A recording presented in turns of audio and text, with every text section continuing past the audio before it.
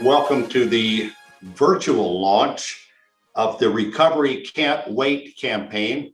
We are here in real time with real people who are in real recovery. And those who will need this in the future can no longer wait. I'm David Crabtree with WRAL-TV and Capital Broadcasting, proud to be a part of this and helping others to make an investment in this community. We are grateful. To borrow a line from Hamilton, you could be anywhere in the world you chose to be right now, and you've chosen to be with us. And we are so grateful for that. In the next 30 minutes, you're going to have an opportunity, a literal opportunity to change lives. So a few housekeeping items before we begin. I encourage you to use the online chat to say hello to one another and to us. We encourage you to please we have put everyone on mute. We have turned off the video so that videos on our end will run smoothly. And on your Zoom screen, we suggest that you click on what's known as speaker view. You'll find that it's in the upper right corner, and that will maximize your video screen. So let's begin. In doing so, we introduce you to some of the Healing Transitions alumni and staff with a reminder of why recovery can't wait. Recovery can't wait. Recovery can't wait. Recovery can't wait. Recovery can't wait. Sometimes all it takes is a glimpse of hope to save a life. Since 2001, by offering this glimpse of hope to people struggling with addiction, Healing Transitions has helped more than 19,000 homeless, uninsured, and underserved people find recovery and start a new life. We understand that addiction is a public health issue, and the opportunity for change is often fleeting. So our doors are always open, and we offer our life-saving services the moment someone asks for help. As many times as it takes, individuals in our community can access the recovery services they need. In addition to saving lives, Healing Transitions is serving a vital economic role in our community. We're helping to decrease the homeless population in Wake County. We're also a critical resource for first responders and a cost-effective alternative to emergency departments, jails, and the streets. But we're severely overcrowded. We have more people seeking services than ever before. Participants are sleeping on floors, recovery spaces are inadequate, and staff are doing all they can just to keep up. The overcrowding is not sustainable, and the risks to individuals, their families, and our community are increasing. This means our on-demand service model is in jeopardy. If we can't offer services the moment someone asks for help, the consequences can be dire, and sometimes irreversible. We need our community's help, so we never have to say, come back tomorrow. Recovery Can't Wait is a $16.75 million capital campaign. It will add up to 200 additional beds between our men's and women's campuses, expand our recovery programming space, and help us continue to connect community resources so more people can find recovery. We know it's an ambitious goal, but lives are on the line and the need is urgent. 76% of our alumni remain substance-free 1 year after completing our program. People can and do recover. We see it every day. They just need a glimpse of hope to believe life can get better. It's our responsibility to continue serving those who need help the most. Your help means hope, and we invite you to join us. Thank you for letting me help others in recovery. Thank you for letting me be a business owner. Thank you for giving me my family back. Thank you. Thank you for our family. Thank you for letting me be a father. As Chris just said, your help means hope for so many people. And by the way, we're coming to you from the boardroom here at Healing Transitions, and walking in the lobby about an hour ago, just seeing some of the guys who are working with each other and reminding each other and encouraging each other reminds us that there is hope when we work together, when we look out for our neighbors, when we love our neighbors as ourselves, and as we are reminded to love ourselves so we can love our neighbors. You're going to be hearing a lot about what's done here on a daily basis, a weekly basis, monthly and annual. You're going to learn more of why the expansion is so sorely needed at this time for both the men's and women's centers. Many of us know that seeking recovery, just seeking it, takes a lot of courage. Living into it takes courage. Healing Transitions, offering life-saving services through the long-term recovery program, non-medical detox, overnight emergency shelter, all at no cost to the participant. The doors are always open. No one is turned away. How many places can that happen in life? With the help of everyone watching today, we are one giant step closer to offering the hope of recovery to even more people. We are at this point because of the commitment and talent of so many leaders in our communities and the leaders that reach out to ask others to make an investment so this can continue for so many people. On a personal note, it was about 22 or 23 years ago when Fred Barber called me in his office and said 4 words to me: "I need your help." He shared with me the vision for what at that time would be known as the Healing Place and the template in Louisville, Kentucky. And we saw the success rate of people being helped. Fast forward to 3 years ago when Leon Woodruff came to me and said, "We need your help," and shared with me the vision of expansion. And it was going to be costly. And none of us knew that a pandemic was looming and about to hit and putting so many things on hold, stopping it in its tracks, including fundraising. And yet here we are today, ready to turn soil, whether it's virtual or literal, to begin to expand with 200 additional beds. It is such an honor to be here before you. Our next speakers are volunteer campaign co-chairs, Carol and Bob Bilbro. Thanks, David. We are so honored to be here today. It's an exciting time for Healing Transitions. For over 20 years, Healing Transitions has been changing lives by offering a place for recovery. It makes the community a better place for all of us. And Carol and I are excited to be a part of the extraordinary team gathered here today. I think everybody here has exactly the same vision for what we're planning to do. We need to give more people a chance to recover from the disease of addiction.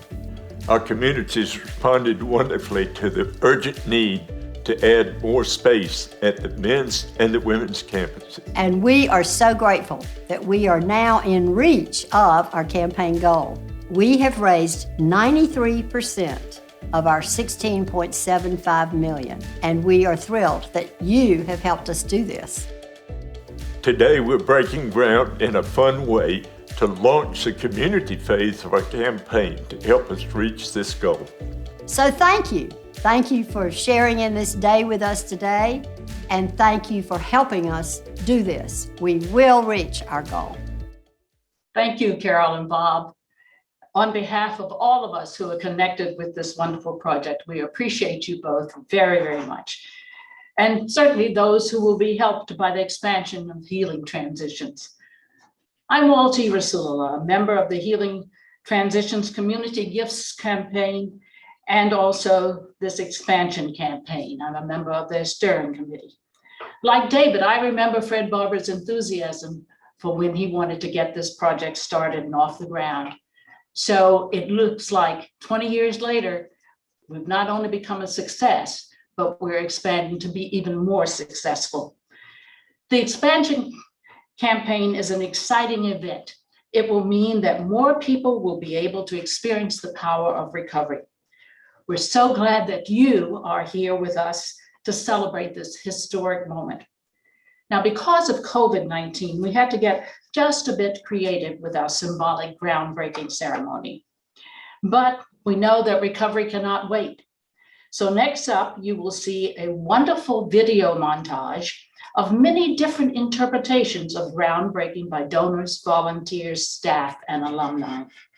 You'll hear compelling stories from alumni Mercedes and Thomas, and you will hear from key funding champions of the capital campaign, including Wake County, represented by the Board of Commissioners Chair, Matt Calabria, the City of Raleigh, represented by Mayor Mary Ann Baldwin, Blue Cross, Blue Shield of North Carolina, represented by Medical Director Dr. Rao-Patel, and Executive Director of the SECU Foundation, Jama, Campbell. You too can be the key to completing the capital campaign and expanding these life-saving services. Together, we are building a community where long-term recovery can truly flourish. Today, we put shovels in the ground and say this is the start of something new.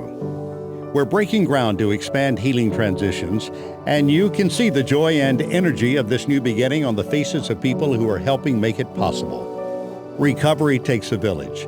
That's why we wanted the entire community to be part of this historic moment. We had to get creative with our symbolic groundbreaking because of COVID, but that's because recovery can't wait. We thank these champions who have given so generously. Our donors are making sure more people can find and sustain recovery at our men's and women's campuses. Healing Transitions needs to expand because we don't turn people away, knowing their only other options are jails, emergency departments, or the streets. In the throes of a national opioid crisis, and with Wake County's population increasing 69% since we opened 20 years ago, the overcrowding is unsustainable, and the risks to individuals, families, and the community are increasing. For these reasons, Healing Transitions is adding beds and expanding recovery services. We are grateful for the many ways our community has responded to the urgency, including the clever ways people are breaking ground here today. Together, we're building a community where long-term recovery can flourish. You can be the key to completing our capital campaign and expanding life-saving services. Join us because recovery can't wait, and we can't wait to see more people experience the power of recovery. Hi, I'm Mercedes Davis, a Healing Transitions alumni and staff member at the Women's Campus. That video was so much fun to watch. It's exciting to see that so many people in our community understand why Healing Transitions needs to expand. At the Women's Campus, where I work, we will be able to serve more women like me who need support and accountability. My story is one of many stories of perseverance. Healing Transitions gave me a safe place to stay and the support I needed to work on my recovery. I'm Silver Tripper number 188, and I'm able to stay in recovery by helping others. I'm personally grateful to every person here today for helping to make my recovery possible. I also want to thank our county and city governments for making recovery a priority through their significant financial contributions to the Recovery Can't Wait campaign. Representing the county and city are our next two speakers, Matt Calabria and Mary Ann Baldwin. Thank you for being here today. Hi, I'm Matt Calabria, Chair of the Wake County Board of Commissioners. I am proud to represent the Commission in pursuing our community's commitment to caring for all people struggling with addiction, especially the uninsured, the underserved, and those experiencing homelessness. The expansion of the Healing Transitions men's and women's campuses was desperately needed. In the 20 years since Healing Transitions opened, our population has grown 69%, and the addiction crisis has only worsened. Addiction is a serious public health issue in our county, our state, and our nation. According to the North Carolina Department of Health and Human Services, emergency department visits for opioid overdoses increased 23% from 2019 to 2020. Nationally, more than 81,000 people died of a drug overdose between May 2019 and May 2020. This is why Healing Transitions is so important. Healing Transitions is always open. It never turns anyone away, which ensures that people who need help can find recovery and the resources that they need. It plays a vital role in Wake County by decreasing the number of people experiencing homelessness and providing cost-effective alternatives to jails, emergency departments, and the streets. I also appreciate that Healing Transitions has more than 70 community partners and connects over 2,000 residents each year to treatment, recovery, housing, employment, and resources to help sustain their progress. I'm proud that Wake County was one of the first donors to Healing Transitions fundraising campaign, with investments now totaling $5.5 million. We didn't do this lightly, though. We did it because we trust in Healing Transitions' strong track record, and we believe wholeheartedly in its mission. Supporting it is the right thing and the smart thing. Healing Transitions alumni are employed in the community and have generated more than $40 million in tax withholding since 2007. Many alumni own their own homes and pay property taxes, and alumni renters paid more than $1.1 million in rent last year alone. At its best, Wake County is both cutting edge and kind. We are smart with a heart. In fact, I just recently announced that the Commission's thematic focus this year is prosperity for all, an acknowledgement that everyone should see themselves reflected in our region's success and in the county's priorities. We support Healing Transitions because it resonates with many of our important priority areas: providing substance abuse treatment options, reducing recidivism, enhancing public safety and workforce development, improving access to care for those experiencing mental or behavioral health challenges, helping the underserved get back on their feet. Today, we celebrate the recovery community and the extraordinary public-private partnerships that will make it possible for more people to recover and start a new life through Healing Transitions. Thank you for allowing me to be a part of today's celebration. My Commission colleagues and I can't wait to see the meaningful impact this expansion will have on our community. On behalf of the Raleigh City Council and the entire City of Raleigh, I'm excited to be part of this historic day for Healing Transitions. I'm proud that the city has been able to support Healing Transitions' capital campaign for the expansion we are breaking ground on today. The expansion, both the men's and women's campuses, will add much needed beds, supportive living space, programming, and very important vocational skills and training. I'm beyond delighted to support Healing Transitions, not only because they fill an important need in our community, but because they do it so well. 1 year after graduation, 82% of Healing Transitions alumni remain in recovery. 94% are employed, and 97% are in housing. This represents a significant quality of life for these alumni, their families, and our community. Congratulations to all of those who are part of making these successes a reality. The ability to offer access to recovery at no cost to the individual, no matter the circumstances, at the moment they ask for help, sets Healing Transitions apart from many other programs, and is often a critical element to those in crisis and those in support circles.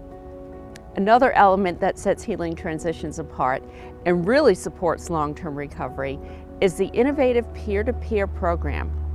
Today, there are more than 1,100 Healing Transitions alumni in the program, and that number will grow as the expansion we are breaking ground on today opens and adds capacity for 200 more beds and more services. I'd like to introduce you now to a special person, someone who's very special to me. His name's Thomas, and he's an alumnus of this program. I can't wait for you to be moved as I was when I heard his story. My name is Thomas Kirkland, and I'm an alumni of the program here at Healing Transitions. I remember arriving here completely broken. I felt like, my value as a person was next to nothing. I felt like I had let down just about everybody in my life. I felt incredibly empty inside, and I really had no idea how I'd ever be happy again. Seeing the faces, seeing those guys carry on and joke around allowed me to understand that if I keep at this, eventually, I have a chance of living a happy life again. Early recovery is filled with all kinds of difficult moments and challenges. Being in a structured environment that forced me to put the needs of this community at Healing Transitions before my own was exactly what I needed. It distracted me from all the kind of selfish thinking that goes along with not having what you want. It was a great experience in serving others. I definitely had a lot of fear about returning to the workforce, about my ability to do the things I used to do. Knowing that I had a safe place to be while I kind of rebuilt that, it allowed me the confidence to take chances that I might not have otherwise. Fortunately for me, those chances turned into some really good opportunities, and the rest kind of played itself out. Healing Transitions taught me the value of getting out there and being active in whatever way you can, helping people one-on-one or helping people, organizations as a whole. It really taught me the value of action when it comes to helping others. The needs are only growing, and this expansion will allow Healing Transitions to continue to do what it does best, which is serve the community just at a larger capacity. I'm incredibly grateful for all the community leaders that made this possible, two of which we'll hear from now. Good afternoon. I'm Dr. Rao-Patel, one of the lead medical directors here at Blue Cross and Blue Shield of North Carolina. I am honored to be here today to celebrate our important partnership with Healing Transitions in this special groundbreaking ceremony. From my experience practicing pain management, I recognize the wide-ranging impact that substance and opioid use disorder has, not only on the health of the individual suffering, but on their family and the overall community. At Blue Cross North Carolina, we are committed to improving the health and well-being of our customers and communities and making healthcare better for all. That is why we invest in communities to address the serious health issues affecting our state. We know that healthier communities lead to better health and lower healthcare costs for everyone. I am proud to announce our support for this expansion with a $750,000 investment to the Recovery Can't Wait campaign. In addition to expanding the residential spaces at both the men's and women's campuses, Healing Transitions is expanding its career training and outreach to community partners, further linking program participants to support services like housing stability, food and transportation assistance, social services, and professional development. The Healing Transitions approach is cost-effective as well as life-changing. When you look at the cost of supporting an individual's recovery at Healing Transitions compared with the average cost of incarceration or a hospital ED visit, you can see that their on-demand recovery services and peer-to-peer model is a much better alternative. We know that a collaborative partnership is the key in addressing the top problems in our communities. Blue Cross North Carolina supports Healing Transitions in building healthier communities and focusing on whole person treatment to achieve long-term recovery. As Executive Director of SECU Foundation, I am delighted to have this opportunity to participate in today's groundbreaking celebration. I would like to briefly share why SECU Foundation was compelled to assist Healing Transitions with their capital campaign. Since its establishment in 2004, SECU Foundation has built strong relationships with many incredible organizations in North Carolina to help build or expand facilities to address community needs locally and statewide. Healing Transitions is an organization that exemplifies our philosophy of people helping people and is making a profound impact in the lives of individuals battling addiction and homelessness. It starts with Healing Transitions' strong board leadership, skilled staff, and their innovative and highly successful peer-led program model, where a person in recovery helps another individual initiate and sustain recovery.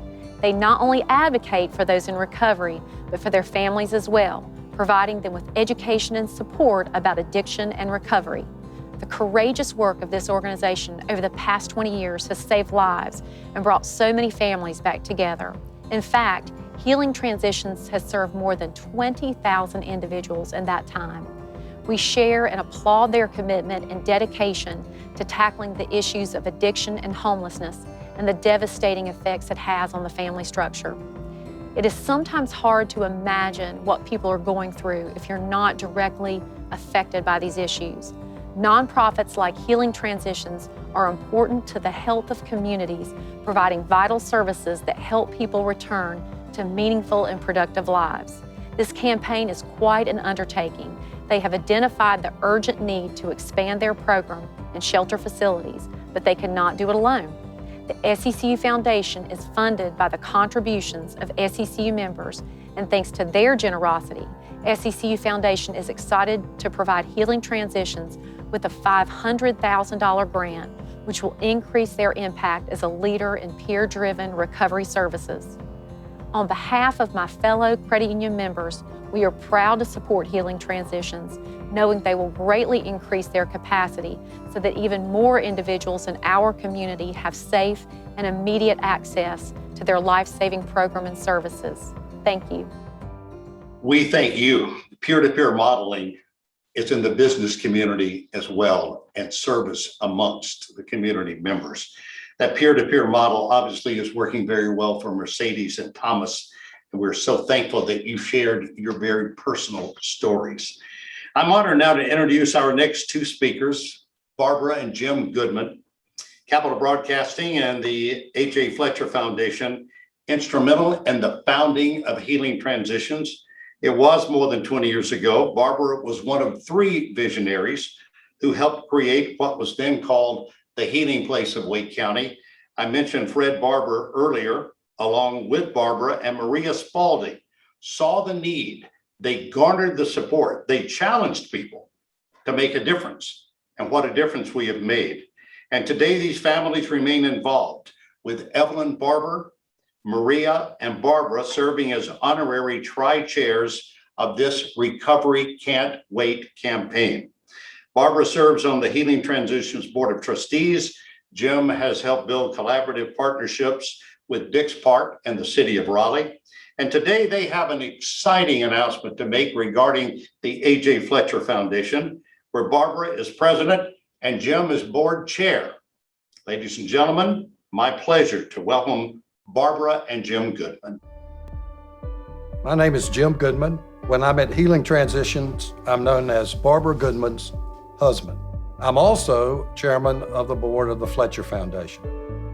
The Fletcher Foundation made an early $1 million grant to this campaign, and we are thrilled with Bob and Carol's leadership, all that they've accomplished in getting very close to the goal. So we were in at the beginning, and we also are coming in right here at the end to finish this public campaign. So we've made a $250,000 challenge grant, right? It's good from now till August the 31st. We need 100 new donors, never donated to Healing Transitions before, 100 new donors, so we can get to the $500,000 that we need, and we'll be cooking. Now, Barbara has been involved with the Healing Transition since the very beginning. Why don't you tell us about that, Mom?